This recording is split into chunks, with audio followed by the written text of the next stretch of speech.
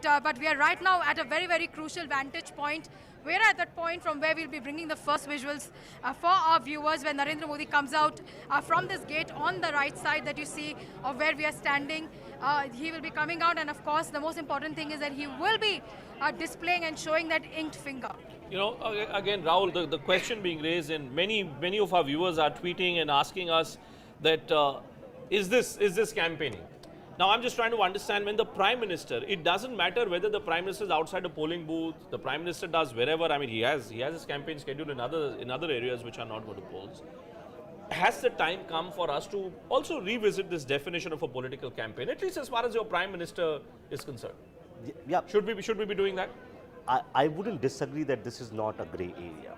This, in a way, like these visuals are being used for political campaigning. See, our whole model code of conduct is not based on some legal principles. You cannot even take them to court. This is basically a sort of basic understanding between political parties that these things we should take care of while campaigning, while contesting elections.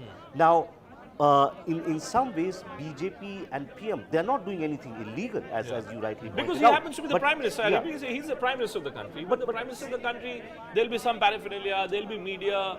Well, the BJP president is next to him now. People will say why is the BJP why now president? it basically the whole issue is a kaun kis aankh se dekh raha hai, Correct. right? If PM had to sort of like seek his mother's blessing and then go to vote, why did he use the OpenG? He could have sat in a closed ambassador car, but OpenG gives another photo opportunity. So of course, Prime Minister and BJP is using this for the last minute campaigning in some ways.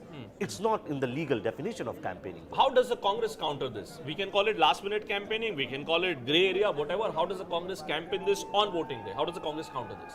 I think they don't counter it. They just they think that they have a very different style of functioning, and Gandhis they are very private people. They don't like to make a issue if Rahul is seeking Sonia's blessings at home. I don't think the cameras are ever going to be allowed inside Janpath or so. That's their style, and that's it. I mean, what my friend Rahul was saying, these are all grey areas. Actually, there is a huge difference between the legality of issues and propriety. These are matters of propriety. These are the things that people decide as per as their wisdom. I personally don't think that they make a huge impact on the political outcome. But you compare this to the US example that Rahul was referring to. When the Clintons come out to vote, the Obamas come out to vote, it's very carefully